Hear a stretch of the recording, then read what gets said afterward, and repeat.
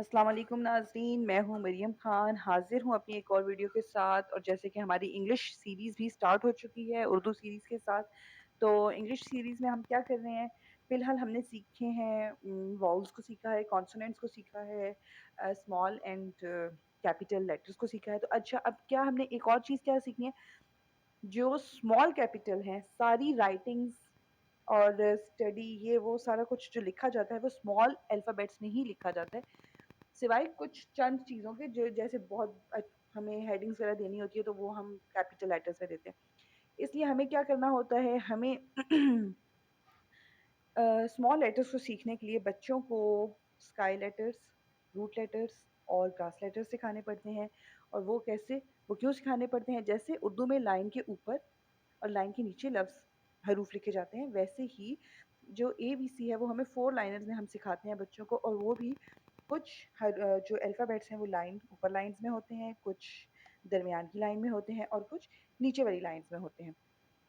अब sky letters हम किनको कहते हैं? स्काई लेटर्स हम उन लेटर्स को कहते हैं जो कि ऊपर वाली, ये देखिए, ऊपर वाली लाइन से इस लाइन तक होते हैं। यानी कि ऊपर की 3 लाइनों में होते हैं।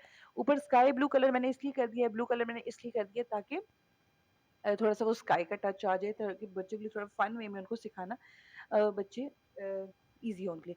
बी के बाद देखें, आप बच्चों को ऐसे एबीसी पास लिख दें और उनको कहें कि आप इनमें से स्काई लेटर्स को ढूँढें, ठीक है? स्काई लेटर्स में देखें बी, बी के बाद बच्चा खुद ही डी की तरफ आएगा, डी के बाद वो खुद एफ की तरफ आएगा। जब वो देखेगा कि ऊपर वाली रेड लाइन को कौन से अल्फ़ाबेट्स टच कर रहे हैं, तो उसके लिए बहुत आसान हो जाएगा। फिर देखें डी, डी के बाद एफ, एफ के बाद एच, एच के बाद के, के के बाद एल और एल के बाद टी। और उसके बाद आप बच्चे को कहें कि इनको काउंट करें, 1 2 3 4 5 6 7, और फिर स्काई लेटर्स के आगे वो नंबर 7 लिखे, ताकि उसके माइंड में ये चीज़ बैठ जाए कि जो स्काई लेटर्स हैं वो तादाद में 7 हैं, ठीक है? तो जब भी वो अपना टेस्ट करे या इस चीज़ की प्रैक्टिस आप बार-बार उसको कराएँ। फिर आती है जी ग्रास लेटर्स की बारी। तो ग्रास लेटर्स के लिए मैंने क्या किया है, ग्रास लेटर्स वो अल्फ़ाबेट्स होते हैं जो कि 1 2 3 4 चारों लाइन के दरमियानी जो 2 लाइन्स ब्लैक होती हैं उनमें लिखे जाते हैं। जैसे कि ये देखिए, ए, सी, ई, देखिए, ठीक है?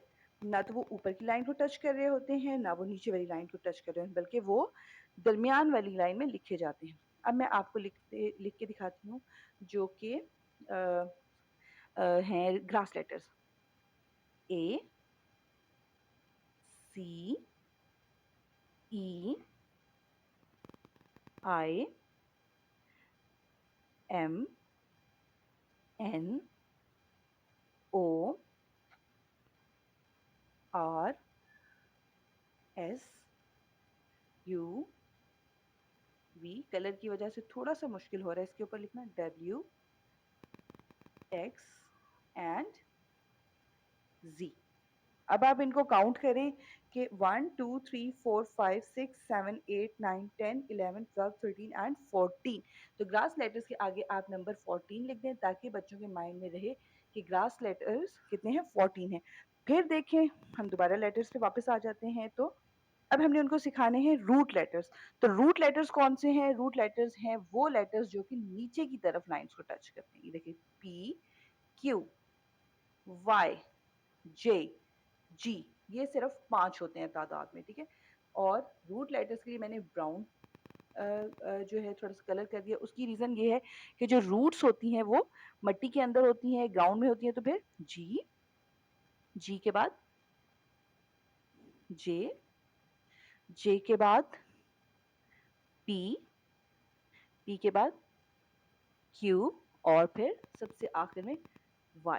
कलर के ऊपर थोड़ा-सा मेरा पेन जो है चल ही रहा है। और फिर इनकी तादाद कितनी है? 1 2 3 4 5। सॉरी, रूट लेटर्स के आगे आप लिख दें 5।